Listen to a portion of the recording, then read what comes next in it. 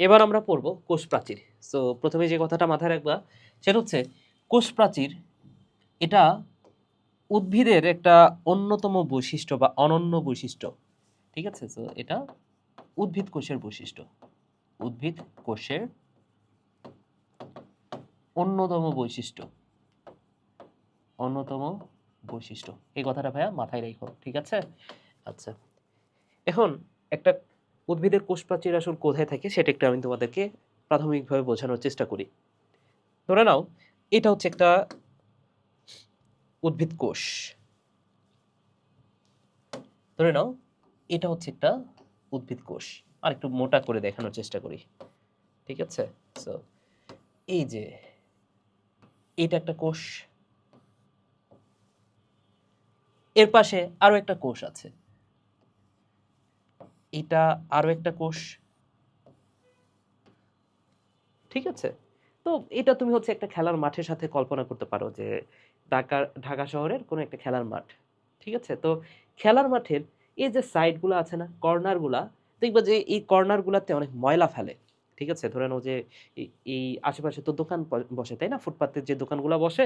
তো ধরে নাও যে এই জায়গাতে কোনো একটা দোকান আছে। এই দোকান কি করবে জানো? ময়লা ফেলার সময় তার দোকানে যত ময়লা আছে, এই যে দেয়ালের, এটা হচ্ছে দেয়াল, এই দেয়ালের চারদিকে এই সাইড দিয়ে ময়লা ফেলবে। ঠিক আছে? তো এই যে ২ টা কোষ বা ২ টা খেলার মাঠ, এই ২ টা খেলার মাঠের চারদিকে যেহেতু ময়লা ফেলা হয়, এই ময়লা ফেলার কারণে এই জায়গাগুলা না ময়লা দ্বারা পূর্ণ হয়ে গেছে। ঠিক আছে? এই জায়গাগুলা ময়লা দ্বারা সাইড গুলা যেগুলো আছে, সাইডের অংশ এটা ময়লা দ্বারা পূর্ণ হয়ে যায় এইভাবে। ঠিক আছে? সো এই যে দেখো।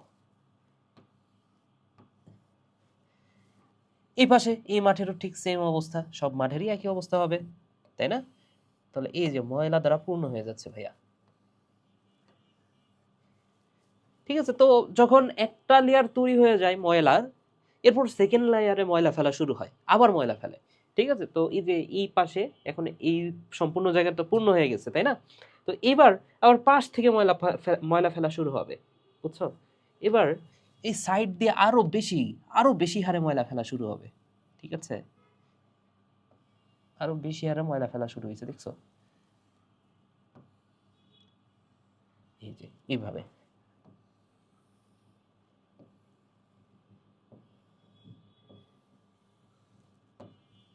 তো এই আর কি বিষয়। এই হচ্ছে একটা স্ট্রাকচার, জাস্ট মাথায় ঢুকায় নাও। ঠিক আছে? তো আশেপাশে তো আরো কোষ আছে। আমি জাস্ট ২ টা কোষের মধ্যবর্তী আমি একটা বিষয় দেখাচ্ছি। যে এই যে এটা একটা কোষ, এটা একটা কোষ। তো এই জায়গাটাতে দেখো একটা কমন পর্দা দেখতে পাচ্ছ না? এই জায়গাটাতে একটা কমন অবস্থা আছে, কমন জায়গাটা দেখতে পাচ্ছ না? এই যে হলুদ কালার যেটা, এই হলুদ কালারের এইটা ২ টা কোষের মধ্যে আছে এবং ২ টা কোষের মধ্যে একটা সাধারণ পর্দা। এটাকে বলা হয় মধ্য পর্দা। কি বলা হয় ভাইয়া বলো তো? এটাকে বলা হয় মধ্য পর্দা। বুঝছো? এই মধ্য পর্দার উপরে বেগুনি কালার দিয়ে যেটা আঁকাইছি, এই যে বেগুনি কালার দিয়ে যেটা আমি আঁকাইছি, এটার নাম হচ্ছে প্রাইমারি প্রাচীর। এইটা হচ্ছে সেই প্রাচীর। প্রাইমারি প্রাচীর। নাম কি? এটা হচ্ছে প্রাইমারি প্রাচীর। এবং দেখতেই পাচ্ছ যে প্রাইমারি প্রাচীর এত বেশি পুরু হয় না কিন্তু। মোটামুটি একটু কম পুরু, তাই না? কেন? কারণ ওইখানে স্তর হচ্ছে একটা। এক স্তর বিশিষ্ট। একটু পরে আমি দেখাবো বা আমরা বুঝবো, আবারও বুঝবো। আর এই যে সবুজ কালি দিয়ে যেটা আমি দেখাইছি, এটা হচ্ছে সেকেন্ডারি প্রাচীর। এটার নাম কি ভাইয়া? এটার নাম হচ্ছে সেকেন্ডারি প্রাচীর। এবং এই সেকেন্ডারি প্রাচীর প্রায় প্রাইমারি প্রাচীরের ৩ গুণ, তাই না? একটু বেশি মোটা। তাহলে এটা হচ্ছে সেকেন্ডারি প্রাচীর এবং এটা ৩ স্তর বিশিষ্ট। তো আমি যদি এই যে এই জায়গাটার একটু চিত্রটা আঁকাই, আরেকটু ভালো করে আঁকায়ে তোমাদেরকে দেখানোর চেষ্টা করি, তাইলে চিত্রটা কেমন হবে? ধরে নাও যে এই যে এইটুক চিত্র আমি আবারও এইটুককে জুম করে আরো বড় করে আঁকাবো চিত্রটা। ঠিক আছে? তাহলে চিত্রটা কেমন হবে ভাইয়া বলো তো? আমি যদি এই পেজেই আঁকাই, চিত্রটা কেমন হবে? আমি এই অংশটাকে জুম করব। এই অংশটাকে আমি জুম করতে চাই। তাহলে একদম কেন্দ্রে কে থাকবে? একদম কেন্দ্রে থাকবে, আমরা জানি যে একদম কেন্দ্রে আছে হচ্ছে মধ্য পর্দা, তাই কিনা? এই চিত্রটাই তোমার পরীক্ষায় আঁকাইতে হবে। তাহলে একদম কেন্দ্রে যেই জিনিসটা, যে পর্দাটা থাকবে সেটার নাম হচ্ছে মধ্য পর্দা, রাইট? আচ্ছা। এই মধ্য পর্দার উপরে, এই মধ্য পর্দার উপরে কে থাকবে ভাইয়া বলো তো? এই মধ্য পর্দার উপরে থাকবে হচ্ছে প্রাইমারি প্রাচীর। তাহলে এই যে এইদিকে একটা প্রাইমারি প্রাচীর, এই যে প্রাইমারি প্রাচীর, এই প্রাইমারি প্রাচীরগুলোর মাঝে মাঝে কি থাকবে বলতো, ফাঁকা স্থান থাকবে, একবারে লেগে লাগালাগি অবস্থা থাকবে না, ঠিক আছে, একটু করে ফাঁকা থাকবে। তাহলে এই পাশের যে কোষটা সেখানেও এখানে থাকবে প্রাইমারি প্রাচীর, হ্যাঁ, এই পাশেও থাকবে প্রাইমারি প্রাচীর, এই যে এভাবে গঠিত। এরপরে কে থাকবে, সেকেন্ডারি প্রাচীর। এখন কথা হচ্ছে সেকেন্ডারি প্রাচীর তো 3 স্তর বিশিষ্ট, তাহলে এই যে একটা লেয়ার, এই যে দুইটা, এই যে তিনটা, 3 স্তর বিশিষ্ট হয়ে গেল। এই পাশে একটা, দুইটা, তিনটা, ঠিক আছে। এখানে কি হবে, 1 2 3, এই পাশেও 1 2 3, 1 2 3, 1 2 3। এই যে দেখো, এই হচ্ছে একটা কোষ প্রাচীরের গঠন। পরীক্ষায় যদি চিত্র আঁকাইতে হয়, কোন চিত্রটা আঁকাবা, অবশ্যই ওই চিত্রটা আঁকাবা, ঠিক আছে। এবং পেন্সিল দিয়ে আঁকাইলে আরো সুন্দর হবে, তুমি সোজা করে আঁকাবা, ঠিক আছে। এগুলো এত বেশি মোটা তো আর হবে না, তখন আর একটু চিকন তুমি দেখাবা, তখন আরো সুন্দর লাগবে, ঠিক আছে। আচ্ছা, এখন এই জায়গাটাতে আরো একটা ঘটনা ঘটে, বুঝছো। সেটা হচ্ছে কোষ প্রাচীর, ধরে নাও এই কোষ থেকে এই কোষে কোনো একটা উপাদান যাইতে হবে, ঠিক আছে। ধরে নাও এই কোষে পানি আছে, ধরে নাও এই কোষে পানি আছে, H2O আছে, পানি আছে, সেই পানিটা এই কোষ ভেতর দিয়ে এদিকে যাইতে হবে, ঠিক আছে। তো যাওয়ার জন্য, এই পানিটা এই কোষে যাওয়ার জন্য এখানে কোনো ছিদ্র আছে দেখো তো, কোনো ছিদ্র তো নাই, আসলে আছে, সাইটোপ্লাজমিক ছিদ্র আছে, খুবই ছোট্ট সূক্ষ্ম ছিদ্র আছে। সেই ছিদ্রগুলাও তোমার দেখাইতে হবে। সেটা হচ্ছে এই যে যে এই এই অংশগুলো আছে না, যেখানে আসলে এই প্রাইমারি প্রাচীর বা সেকেন্ডারি প্রাচীর আসলে মিলিত হয় নাই, ফাঁকা যে জায়গাটা, এই জায়গাটাতেও এই যে মধ্যপর্দার কাছে যদি তুমি যাও, এই মধ্যপর্দায় সূক্ষ্ম সূক্ষ্ম ছিদ্রপথ আছে, খুবই সূক্ষ্ম ছিদ্রপথ আছে, ঠিক আছে। এই যে ছিদ্রপথটা দেখতে পাচ্ছ না, এই ছিদ্রপথের মাধ্যমে কি হয় জানো, এই ছিদ্রপথের মাধ্যমে এই যে এই জায়গাটাকে কি নামে ডাকা হয় বলতো, সাইটোপ্লাজম বলা হয় না। এই কোষের এই জায়গাটাকে কি বলা হচ্ছে, সাইটোপ্লাজম। এই পাশে এই জায়গাটাকে কি বলা হচ্ছে, সাইটোপ্লাজম, তাই কিনা। তাহলে এই ছিদ্রপথের মাধ্যমে কি হয় বলতো, এই দুই সাইটোপ্লাজমের মধ্যে সংযোগ রক্ষা হয়, ঠিক আছে। তাহলে এই দুইটা কোষের যে সাইটোপ্লাজম, সেই সাইটোপ্লাজমের মধ্যে সংযোগ রক্ষা করে কি বলতো, সংযোগ রক্ষা করা হয় এই ছিদ্রটার মাধ্যমে, বুঝতে পেরেছো, এই যে ছিদ্রগুলোর মাধ্যমে। তো এই ছিদ্রটার নামটা মাথায় রাখো, এই ছিদ্রটার নাম হচ্ছে প্লাজমোডেসমাটা। নাম কি, প্লাজমোডেসমাটা, এগুলো পরীক্ষায় আসে। প্লাজমোডেসমাটা মানে কি, মধ্যপর্দায় যে সূক্ষ্ম ছিদ্রপথের মাধ্যমে সাইটোপ্লাজমিক সংযোগ রক্ষা হয়, সেটাকে বলা হচ্ছে প্লাজমোডেসমাটা। তো পরীক্ষায় আসে যে এই প্লাজমোডেসমাটার মাধ্যমে কি ধরনের সংযোগ রক্ষা হয়, অ্যান্সারটা হচ্ছে সাইটোপ্লাজমিক সংযোগ, ঠিক আছে। এটা খুবই গুরুত্বপূর্ণ প্রশ্ন এবং ভার্সিটিতে আসে এটা, ঠিক আছে। তাহলে প্লাজমোডেসমাটার মাধ্যমে কি হয় বলো তো ভাইয়া, এই প্লাজমোডেসমাটার মাধ্যমে সাইটোপ্লাজমিক সংযোগ রক্ষা করা হয়, এটার মাধ্যমে সাইটোপ্লাজমিক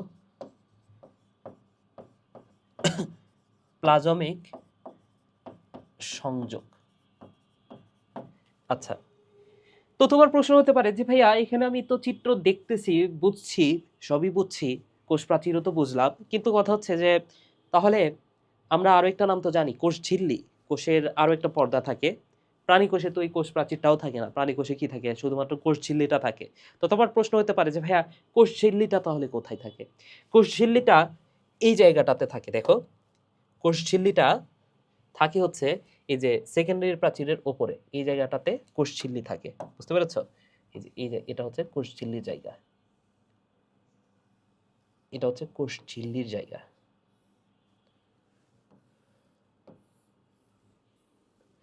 তো যে কথাটা মনে রাখার বিষয় সেটা হচ্ছে ভাইয়া, এই যে কোষঝিল্লিটা দেখতে পাচ্ছ, এই যে এটা তো কোষঝিল্লি, রাইট। এটার নাম কি ভাইয়া, এটার নাম হচ্ছে কোষঝিল্লি, কোষঝিল্লি।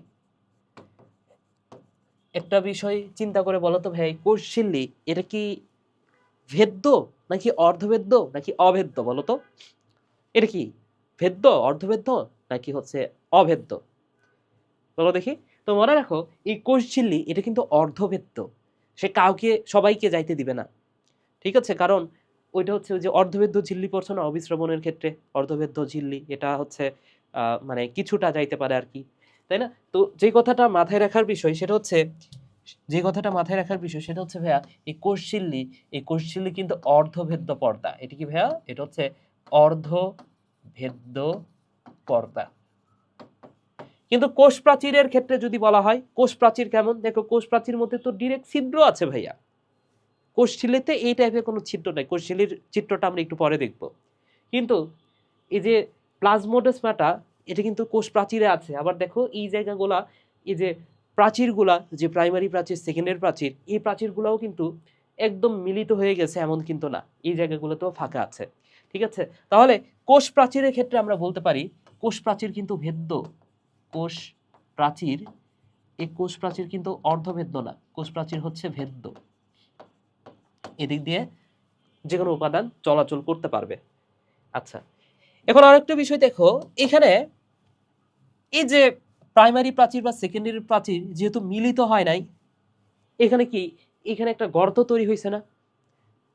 কি তৈরি হয়েছে ভাইয়া বলো তো? গর্ত, তাই না? গর্তগুলাকে আমরা বলতে পারি কূপ। কূপ তৈরি হয়েছে, কূপ থেকে পানি তোলে না, তো এখানে কি তৈরি হয়েছে? কূপ তৈরি হয়েছে, একটা গর্ত তৈরি হয়েছে। তো এটাকে আমরা বলতে পারি কূপ। এখন কূপ কি একদিকেই নাকি দুই দিকে? দুই দিকেই কূপ, তাহলে এটাকে আমরা বলতে পারি কূপ জোর, বা ইংলিশে বলতে পারি পিট পেয়ার। তাহলে এই যে দুই দিকে যে কূপটা তৈরি হইলো, এটাকে বলা হচ্ছে পিট পেয়ার। পেয়ার মানে হচ্ছে জোড়া, তাহলে দুইটা কূপ তৈরি হয়ে গেছে, জোড়া কূপ তৈরি হইলো। ঠিক আছে, তাহলে কূপ জোর বা পিট পেয়ার এটাকে বলা হয়। ওকে, তাহলে এই হচ্ছে একটা কোষ প্রাচীরের গঠন, এটাকে বলা হচ্ছে একটা কোষ প্রাচীরের গঠন। প্রশ্নটা হচ্ছে এই যে মধ্যপর্দা, এটা কখন আসলে তৈরি হয় জানো? এই মধ্যপর্দাটা কখন তৈরি হয়? নতুন একটা স্লাইড আমি নিয়ে নিই।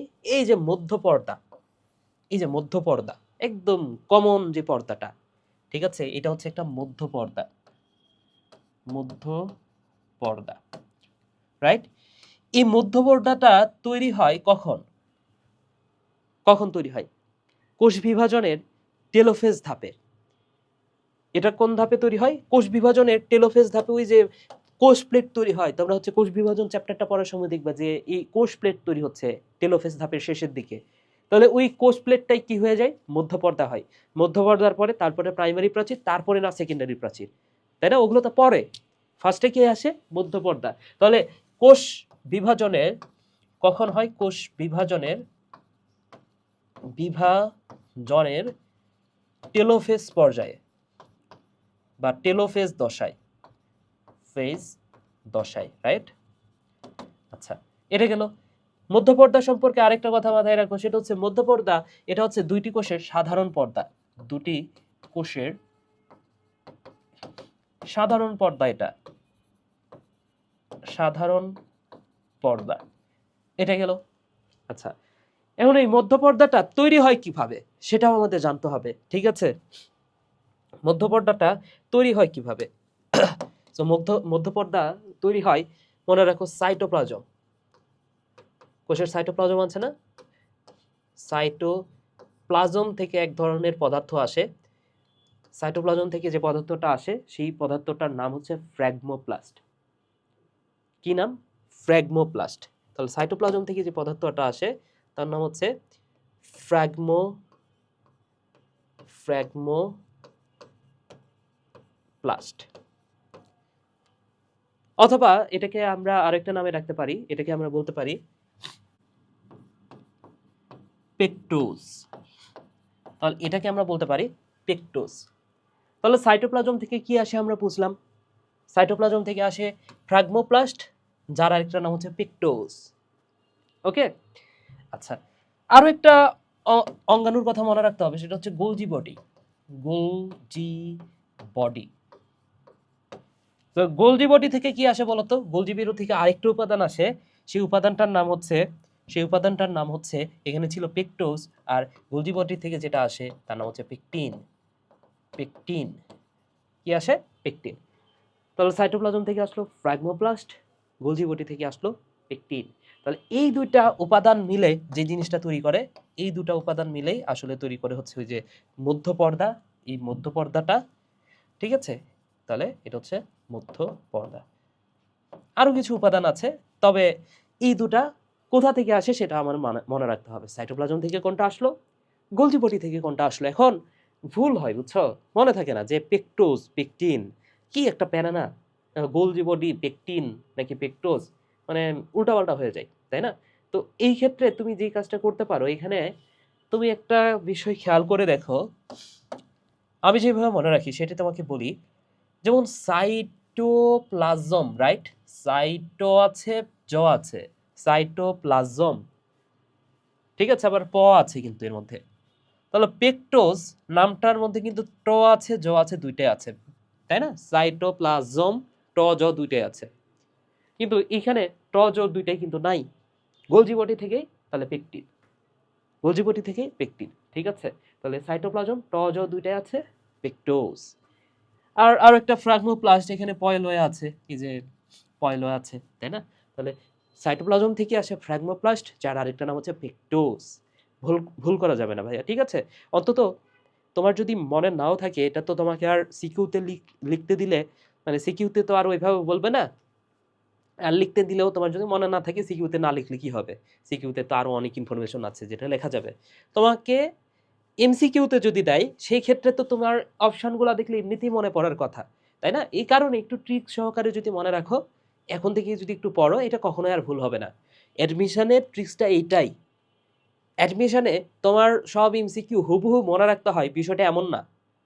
তুমি যদি ট্রিক সহকারে মাথায় যদি যদি সেট করে রাখতে পারো এখন থেকে, তুমি অ্যাডমিশনে 100% কথা দিচ্ছি, তুমি যখন এমসিকিউটা দেখবা তুমি অ্যান্সার করতে পারবাই, 100% পারবা, ঠিক আছে? তো এই আর কি বিষয়। তাহলে এই কয়েকটা বিষয় মনে রাখো। এছাড়াও মধ্যপর্দা 3টা উপাদান দ্বারা গঠিত, এখানে তো 2টা দেখলামই। 3টা উপাদান যদি বলা হয়, আলাদাভাবে যদি বলা হয় যে মধ্যপর্দা কি কি উপাদান দ্বারা গঠিত, সেটা হচ্ছে যে এখানে লেখা আছে দেখো। তাহলে মধ্যপর্দা এটা 3টা উপাদান দ্বারা গঠিত, ঠিক আছে? একটা হচ্ছে pectic acid, pectic acid. So এই পেকটিক অ্যাসিডটাই অধিক পরিমাণে থাকে, ঠিক আছে? তোমাকে যদি কখনো কোশ্চিন করে মধ্যপর্দা কি দ্বারা গঠিত, একটা উত্তর দিতে হয়, তুমি দিবা পেকটিক অ্যাসিড, ঠিক আছে? সো এটাই থাকে অধিক পরিমাণে, এটা থাকে অধিক পরিমাণে, ঠিক আছে? যদি একটাই অ্যান্সার দিতে হয় যে মধ্যপর্দা কি দ্বারা গঠিত, অ্যান্সারটা কি হবে বলতো? Pectic acid. এছাড়াও আরো 2টা উপাদান তোমার মাথায় রাখতে হবে, সেটা হচ্ছে মধ্যপর্দায় আরো থাকে কি বলতো? প্রোপেকটিন, প্রোপেকটিন এটা অল্প পরিমাণে থাকে। আরেকটা উপাদান হচ্ছে পেকটিন, শুধু পেকটিন। তাহলে পেকটিক অ্যাসিড, প্রোপেকটিন, আরেকটা হচ্ছে পেকটিন। এই 3টা উপাদান দ্বারা মধ্যপর্দা গঠিত। এখন এই পেকটিন সম্পর্কে আরেকটা কথা মনে রাখতে হবে, এই পেকটিন গঠিত হয় ক্যালসিয়াম পেকটেট আর ম্যাগনেসিয়াম পেকটেট দ্বারা, ঠিক আছে? সো এই যে দেখো, এছাড়াও মধ্যপর্দায় কি থাকে? ক্যালসিয়াম পেকটেট, ম্যাগনেসিয়াম পেকটেট থাকে, যা একত্রে বলা হয় পেকটিন, ঠিক আছে? তাহলে এই যে শুধুমাত্র পেকটিন যেটা, সেটা আবার কি দ্বারা গঠিত? Calcium pectate, pectate plus magnesium pectate, magnesium pectate. এই যে এই দুইটা পেকটেট মিলে গঠিত হয় আসলে এই পেকটিনটা, বুঝতে পেরেছো? তাহলে এই কথাগুলাও একটু মনে রাখতে হবে, কষ্ট হচ্ছে কিন্তু কিচ্ছু করার নাই ভাইয়া, পড়তে হবে। আচ্ছা, তাহলে আমরা বুঝতেই পারতেছি যে একটা কোষের 3টা স্তর, কোষ প্রাচীরের 3টা স্তর। ফার্স্টে তো মধ্যপর্দা, যেটা সাধারণ পর্দা, প্রাইমারি প্রাচীর, সেকেন্ডারি প্রাচীর। এই 3টা আমরা এখানে তো আলাদাভাবে লেখা আছে, আমি একটু তুলনা করে দিই, কারণ যে কোনো জিনিস তুলনা করে পড়লে বেশি মনে থাকে, ঠিক আছে? তাহলে আমরা যে কাজটা করতে পারি ভাইয়া এখন, সেটা হচ্ছে এই যে 3টা বিষয়, একটা হচ্ছে মধ্যপর্দা, মধ্যপর্দা, আরেকটা হচ্ছে প্রাইমারি প্রাচীর, প্রাইমারি প্রাচীর, আরেকটা হচ্ছে সেকেন্ডারি প্রাচীর, তাই তো? আরেকটা হচ্ছে সেকেন্ডারি প্রাচীর।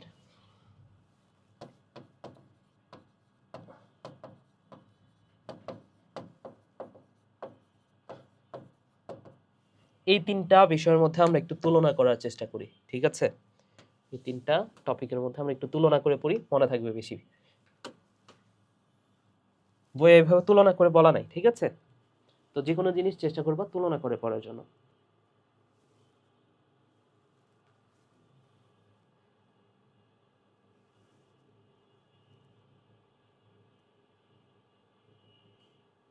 ঠিক আছে, তাহলে ভাইয়া এবার আসো মধ্যপর্দা। মধ্যপর্দা কি? দুইটা কোষের সাধারণ পর্দা না? ঠিক আছে, তাহলে বুঝতেই পারলা মধ্যপর্দা হচ্ছে আচ্ছা এটা ফার্স্টে পড়ো যে প্রথম স্তর কোনটা? প্রথম স্তর কোষ প্রাচীরে মধ্যপর্দা, তাই না? তাহলে এটা হচ্ছে প্রথম স্তর, এটা হচ্ছে দ্বিতীয় স্তর, দ্বিতীয় স্তর, আর এটা হচ্ছে তৃতীয় স্তর, তৃতীয় স্তর। ঠিক আছে, এরপরে দেখো সাধারণ পর্দা কোনটা? আমরা জানি মধ্যপর্দা। তাহলে দুটি কোষের সাধারণ পর্দা, দুটি কোষের কোষের সাধারণ পর্দা, এটা সাধারণ পর্দা, তাই কিনা? আচ্ছা, এইটা কি বলতো ভাইয়া? এটা হচ্ছে মধ্য পর্দার উপরে অবস্থিত, মধ্য পর্দার উপরে অবস্থিত, উপরে অবস্থিত। আর এটা প্রাইমারি প্রাচীরের সেকেন্ডারি, প্রাইমারি প্রাচীরের উপরে অবস্থিত হচ্ছে সেকেন্ডারি প্রাচীর, তাই কিনা? এটা প্রাইমারি প্রাইমারি প্রাচীরের প্রাচীরের উপরে অবস্থিত, উপরে অবস্থিত, এ আর কি। আচ্ছা, তাহলে মধ্যপর্দার দুইটা বৈশিষ্ট্য, মানে প্রাচীরগুলোর দুইটা বৈশিষ্ট্য হয়ে গেল। এরপরে যে বৈশিষ্ট্য সেটা আমি বলতে পারি যে মধ্যপর্দা এটা কয় স্তর বিশিষ্ট বলতো? এক স্তর বিশিষ্ট, তাই কিনা? এটা আমি বলতে পারি এটা হচ্ছে এক স্তর বিশিষ্ট, এক স্তর বিশিষ্ট। প্রাইমারি প্রাচীর এটা কয় স্তর বিশিষ্ট? এটাও এক স্তর বিশিষ্ট, এক স্তর বিশিষ্ট। কিন্তু যেটা সেকেন্ডারি প্রাচীর এটা কয় স্তর বিশিষ্ট? তিন স্তর বিশিষ্ট, তাই কিনা? এটা তিনটা স্তর দ্বারা গঠিত, তিন স্তর বিশিষ্ট, স্তর বিশিষ্ট। ঠিক আছে, ভালো কথা, এটাও আমরা বুঝতে পারলাম। এরপরে যে পার্থক্যটা আমরা করতে পারি, কিসের উপর ভিত্তি করে করতে পারি? আমরা দেখতে পারি যে কোনটা কি দ্বারা গঠিত। ঠিক আছে, যেমন আমরা জানি যে মধ্যপর্দা কি দ্বারা গঠিত? মেইনলিতে হচ্ছে পেকটিক অ্যাসিড, তাই না? তাহলে এখানে কি আছে? এটা পেকটিক অ্যাসিড দ্বারা গঠিত, পেকটিক অ্যাসিড দ্বারা গঠিত।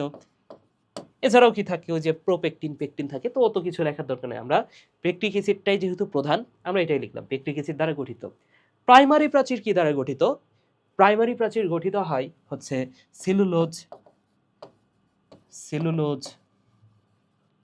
হেমিসেলুলোজ, হেমিসেলুলোজ, গ্লাইকোপ্রোটিন দ্বারা, গ্লাইকোপ্রোটিন দ্বারা, তাই কিনা? আর সেকেন্ডারি প্রাচীর কি দ্বারা গঠিত হয়? তাহলে এই তিনটা হচ্ছে সেলুলোজ, হেমিসেলুলোজ, গ্লাইকোপ্রোটিন, মাথায় রাখতে হবে। আর সেকেন্ডারি প্রাচীর সেলুলোজ ও লিগনিন, সেলুলোজ ও লিগনিন, লিগনিন। এছাড়া ওয়াক্স আছে, এটাও মাথায় রাখতে পারো যে ওয়াক্স আছে, ওয়াক্স। তো সেলুলোজ ও লিগনিন, ঠিক আছে, ভালো কথা। এরপরে আমরা যদি যাই আরও একটা বৈশিষ্ট্য, সেটা হচ্ছে আমি বলতে পারি যে কোনটার পুরুত্ব কতটুকু। তো মধ্যপর্দার কোনো পুরুত্ব বইয়ে দেয়া নাই। প্রাইমারি প্রাচীরের পুরুত্ব আমি বলতে পারি 1 থেকে 3 মাইক্রোমিটার, 1 থেকে 3 মাইক্রোমিটার। আর সেকেন্ডারি প্রাচীরের পুরুত্ব হচ্ছে 5 থেকে 10 মাইক্রোমিটার। ঠিক আছে, তাহলে এই হচ্ছে পুরুত্ব আমরা পাইলাম, কোনটার পুরুত্ব কত সেটা আমরা বুঝতে পারলাম। এরপরে যদি আমি কল্পনা করি আর কিসের উপর পার্থক্য করতে পারি আমরা, কোথায় দেখা যায়? কোথায় দেখা যায়? এটা সব কোষে থাকবে। মধ্যপর্দা কোথায় থাকবে ভাইয়া? সব কোষে থাকা লাগবে। কেন সব কোষে থাকতে হবে? কেন? কারণ মধ্যপর্দা তো সবার ফার্স্টে গঠিত হয় টেলোফেজ পর্যায়ে, তাই না? তো সকল কোষে এটা পাওয়া যায়, সকল কোষে মধ্যপর্দা থাকবেই। প্রাইমারি প্রাচীর এটা কোথায় থাকে? অধিক মাত্রায় যে কোষগুলো আছে বিপাকীয় কোষ, সেই জায়গাগুলোতে থাকে। অধিক মাত্রায় মাত্রায় বিপাকীয় কোষে পাবা, বিপাকীয় কোষ। আচ্ছা, এবং এই সেকেন্ডের প্রাচীরটা কোথায় পাবা? সেকেন্ডের প্রাচীরটা তুমি পাবা যেগুলো হচ্ছে কিছু ভাজক কোষ আছে, হ্যাঁ, তারপর হচ্ছে যে ট্রাকিড, ভেসেল, এই জায়গাগুলোতে পাবা। ঠিক আছে, সো কোথায় কোথায় পাবা? ট্রাকিড, ভেসেল, ভেসেল, এই জায়গাগুলোতে তুমি পাবা। ঠিক আছে, ওকে। এই যে সেকেন্ডের প্রাচীর, এটা কোথায় পাওয়া যায়? দেয় তো নাই। ঠিক আছে, প্যারা নেই, সমস্যা নেই। ট্রাকিড, ভেসেল এগুলোতেই পাওয়া যায়। ওকে, আরও একটা পার্থক্য তুমি করতেই পারো চাইলে, সেটা হচ্ছে বলো তো পিট পেয়ার, পিট পেয়ার কার কার আছে? আমরা জানি যে প্রাইমারি প্রাচীর আর সেকেন্ডারি প্রাচীরের পিট পেয়ার আছে, আমরা চিত্রটা দেখেছি তাই না? এই যে দেখো চিত্রটা, এই কি বলে এই মধ্যপর্দা, সেটা তো পিট পেয়ার নাই। এবারে প্লাজমোডেসমাটাও একটা ছিদ্র আছে, ওটা আলাদা বিষয়। ঠিক আছে, তাহলে এই প্লাজমোডেসমাটা থাকে মধ্যপর্দায়, কিন্তু পিট পেয়ার এখানে কিন্তু নাই। তাহলে পিট পেয়ারে খণ্ডিত নয়, পিট পেয়ারে পেয়ারে খণ্ডিত নয়, আর এটা খণ্ডিত। পিট পেয়ারে খণ্ডিত, এটাও খণ্ডিত, খণ্ডিত। তাহলে দেখো ভাইয়া অনেকগুলা বৈশিষ্ট্য কিন্তু হয়ে গেল। তোমাদেরকে একটা কথা বলে রাখি, সেটা হচ্ছে এই যে আমরা যে কোষ প্রাচীর পড়তেছি এবং এরপরে আমরা পড়ব কোষ ঝিল্লি, এই দুটা টপিক কোটি কোটি % গুরুত্বপূর্ণ তোমার সিকিউ এর জন্য। সিকিউতে তোমাকে দিবেই এই দুটা টপিক। ঠিক আছে, গতে কোষ প্রাচীর দিলে ঘতে তোমাকে দিবে কোষ ঝিল্লি, অথবা গ ঘ দুইটা মিলে কোষ প্রাচীর দিতে পারে। এবং যদি কোষ প্রাচীর দেয় সেই ক্ষেত্রে তোমার এই যে প্রাইমারি প্রাচীর, সেকেন্ডারি প্রাচীর, মধ্যপর্দা, এগুলোর মধ্যে পার্থক্যটা কিন্তু তোমার অবশ্যই জানতে হবে। তোমাকে পার্থক্য করে লিখতে দিতে পারে, অথবা তোমাকে আলাদাভাবে ইন্ডিভিজুয়াল লিখতে দিতে পারে, তোমাকে শুধু প্রাইমারি প্রাচীর দিতে পারে, শুধু সেকেন্ডারি প্রাচীর দিতে পারে, যে কোনোভাবে কোশ্চেন করতে পারে। তো এই টপিকটা কোটি কোটি % গুরুত্বপূর্ণ, অর্থাৎ এই ছকটাও তোমার জন্য কোটি কোটি % গুরুত্বপূর্ণ। এই কথাটা ভাইয়া মাথায় রেখো, ঠিক আছে? ওকে, তাহলে আমাদের পার্থক্য কিছুটা হয়ে গেল। তাহলে এখানে মধ্যপর্দা সম্পর্কে আর কি লেখা আছে দেখো। কোষ প্রাচীরের যে স্তর পাশাপাশি দুইটি কোষের মধ্যে সাধারণ স্তর হিসেবে বিবেচিত, সেটা হচ্ছে কোষ মধ্যপর্দা, তাই না? ক বা খতে দিতে পারে, কতে দিতে পারে। মধ্যপর্দা ফ্র্যাগমোপ্লাস্ট প্লাস ভেসিকল, এগুলো দ্বারাই এই মধ্যপর্দাটা গঠিত হয়। আমরা তো দেখছি যে কিভাবে মধ্যপর্দা গঠিত হচ্ছে। আচ্ছা, এটি গঠিত হয় পেকটিক অ্যাসিড দ্বারা। এছাড়াও এর মধ্যে ক্যালসিয়াম পেকটেট, ম্যাগনেসিয়াম পেকটেট, এগুলা একত্রে পেকটিন গঠিত হয়, সেটা তো এই যে এখানে দেখলামই। ঠিক আছে, এবার আসো ভাইয়া প্রাইমারি প্রাচীর, যেটা হচ্ছে 1 থেকে 3 মাইক্রোমিটার পুরু। উপাদান হচ্ছে সেলুলোজ, হেমিসেলুলোজ, গ্লাইকোপ্রোটিন। এই হেমিসেলুলোজ এটা আবার 3 ধরনের পলিস্যাকারাইড আছে এখানে, হ্যাঁ, তোমাদের বইয়ে বলা আছে জাইলান্স, জাইলান্স, এরপরে অ্যারাবান্স, গ্যালাক্টান্স।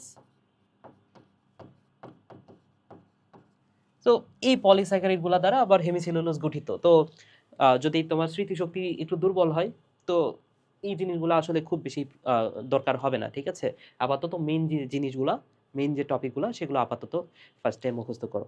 ওকে, তাহলে এগুলো নিয়ে ভয় পাওয়ার কোনো কারণই নাই। ঠিক আছে, তাহলে জাইলান্স, অ্যারাবান্স, গ্যালাক্টান্স, এগুলো হচ্ছে পলিস্যাকারাইড। এই পলিস্যাকারাইডগুলো দ্বারা হেমিসেলুলোজ গঠিত, পলিস্যাকারাইড, স্যাকারাইড। ওকে, এরপরে দেখো এখানে আরো একটা কথা বলা আছে, জাইলোগ্লুকান নামক হেমিসেলুলোজ প্রাচীর গঠনে ক্রস লিঙ্ক হিসেবে কাজ করে। তাহলে জাইলোগ্লুকান নামক হেমিসেলুলোজ প্রাচীর গঠনে ক্রস লিঙ্ক হিসেবে কাজ করে। তাহলে এটা একটু মাথায় রাখো যে জাইলোগ্লুকান এটা ক্রস লিঙ্ক হিসেবে কাজ করে। ক্রস লিঙ্ক মানে কি? ওই যে পাটি বোনা দেখছো না, একটা হচ্ছে এ ধরে নাও যে এখানে কিছু সুতার মতো অংশ, যেটা হচ্ছে যে এইভাবে গঠিত আছে। ঠিক আছে, অর্থাৎ একটার উপরে আরেকটা অবস্থায় আছে। তো ক্রস অবস্থায় আছে, ক্রস ক্রস ক্রস ক্রস করে এটা গঠনটা তৈরি হয়েছে, তাহলে এটাকে বলা হচ্ছে ক্রস লিঙ্ক। তাহলে জাইলোগ্লুকান নামক হেমিসেলুলোজ প্রাচীর গঠনে কি তৈরি করতেছে? ক্রস লিঙ্ক তৈরি করতেছে। আচ্ছা, সেকেন্ডারি প্রাচীর সম্পর্কে এগুলো আমরা পড়ছি, কি দ্বারা গঠিত, কত ন্যানোমিটার মাইক্রোমিটার পুরু, সেগুলো আমরা পড়ছি। এবার আসে যে প্লাজমোডেসমাটা, এটা ক বা খতে তোমাকে দিতে পারে যে প্লাজমোডেসমাটা এটা কি, এটার মাধ্যমে কি হয়, এই জিনিসগুলো তোমাকে দিতে পারে। ঠিক আছে, আচ্ছা, তো কোষ প্রাচীরে উপাদানের মধ্যে কি কি উপাদান আছে আরো একবার যদি আমি তোমাদেরকে দেখাই। হ্যাঁ, তোমাদের বই একটা ইয়ে দেওয়া আছে, পার্সেন্ট দেওয়া আছে, কোনটা কত পার্সেন্ট। যেমন কোষ প্রাচীরের মেইন উপাদান তো সেলুলোজ, তাই না? তো সেলুলোজ থাকে 40%, সেলুলোজ থাকে কত পার্সেন্ট? 40%।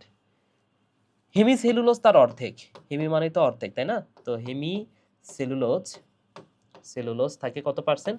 তার অর্ধেক, 20%, 20%।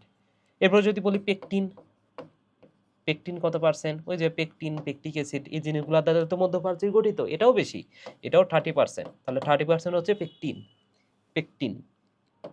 আর গ্লাইকোপ্রোটিন কতটুকু? যদি বলা হয় গ্লাইকোপ্রোটিন, গ্লাইকোপ্রোটিন সেটা কতটুকু ভাইয়া? গ্লাইকোপ্রোটিন হচ্ছে মাত্র 10%, এটা কম। তাহলে সেলুলোজের গঠন উপাদান হচ্ছে এই যে এইগুলা, এগুলা এত পার্সেন্ট করে থাকে, এই ইনফোটা একটু মাথায় রাখতে পারো। এবার আসো কোষ প্রাচীর, এটা যদি সূক্ষ্ম গঠন তুমি দেখো, কোষ প্রাচীর একদম শুরু থেকে আসলে কিভাবে তৈরি হচ্ছে সেটা যদি একটু দেখো, এটা পরীক্ষার জন্য গুরুত্বপূর্ণ। সূক্ষ্ম গঠন অবশ্যই এমসিকিউ এর জন্য, সিকিউ এর জন্য না। এবং এমসিকিউতে কোনটা আসবে 100% সেটা আমি বলে দিচ্ছি এখন, ঠিক আছে? তো সূক্ষ্ম গঠন কিভাবে হয় আসলে? সেলুলোজ দ্বারাই তো কোষ প্রাচীর গঠিত, এটা তো আমরা জানি। এবং সেলুলোজ কতগুলা লাগবে জানো? 1000 থেকে 3000 সেলুলোজ অণু তুমি যদি যুক্ত করো, তাহলে যে জিনিসটা তৈরি হবে সেটা নাম হচ্ছে সেলুলোজ চেইন, ঠিক আছে? তাহলে ধরে নাও এটা হচ্ছে একটা সেলুলোজ, ঠিক আছে? ধরে নাও এইটা এরকম একটা গঠন চিন্তা করো, এটা হচ্ছে সেলুলোজ। এখন 1000 থেকে 3000 সেলুলোজ তুমি এভাবে যুক্ত করতেছো। 1000 থেকে সেলুলোজ কিভাবে বলো তো? সেলুলোজ হচ্ছে একটা পলিস্যাকারাইড, কার্বোহাইড্রেট, ঠিক আছে? পলিস্যাকারাইড বলা হয়, তোমরা তৃতীয় অধ্যায়ে জানতে পারবা। তো এরকম 1000 থেকে 3000 যে পলিস্যাকারাইড সেলুলোজ এটা এভাবে যুক্ত হইলো, ঠিক আছে? তো তাইলে কি হবে বলতো? একটা সেলুলোজ চেইন তৈরি হবে। আবার এই দিকেও যুক্ত করতে পারো তুমি, তাহলে কি হবে ভাই বলতো? একটা সেলুলোজ চেইন হবে, তাই না? এখন এখানে এই সেলুলোজ চেইন তুমি যদি আরো 100টা যোগ করো, আরো 100টা যোগ করো, আচ্ছা আমি ধরলাম যে এই যে এগুলো হচ্ছে সেলুলোজ চেইন তৈরি করলো, ঠিক আছে? এখন এই সেলুলোজ চেইন তুমি যদি নিচের দিকে এবার আরো 100টা যোগ করো, তাহলে যে জিনিসটা তৈরি করবে, দেখো তো এইভাবে 100টা যুক্ত হয়ে কি তৈরি করবে? এরকম একটা মোটা স্ট্রাকচার তৈরি হবে না?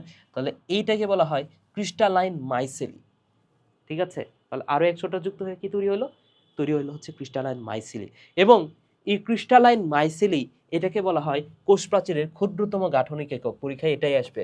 তাহলে এটা হচ্ছে ক্ষুদ্রতম গাঠনিক একক, ক্ষুদ্রতম গাঠনিক একক,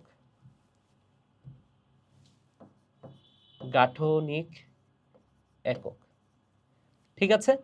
এবং এটা কতটুকু হয় বলো তো? আচ্ছা আমি যে নিচে নিচে যোগ করছি না, কয়টা যোগ করছি? 100টা যোগ করছি। তাহলে যোগ করলে এটা কত অ্যামস্ট্রং হয়ে জানো? এটার ব্যাস হবে 100 অ্যামস্ট্রং, 100 অ্যামস্ট্রং হবে, ঠিক আছে?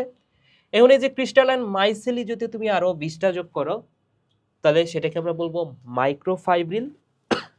মাইক্রো মানে হচ্ছে ছোট। 250টা মাইক্রোফাইবিল মিলে তৈরি করবে ম্যাক্রোফাইবিল, ম্যাক্রো মানে আমরা বড় জানি, তাই না? তো এই মাইক্রোফাইবিলের যদি তুমি ব্যাসটা চিন্তা করো, তাহলে হচ্ছে এটা হচ্ছে 250 অ্যামস্ট্রং। আচ্ছা, এবং 250টা মাইক্রোফাইব্রিল মিলে কি তৈরি হয়?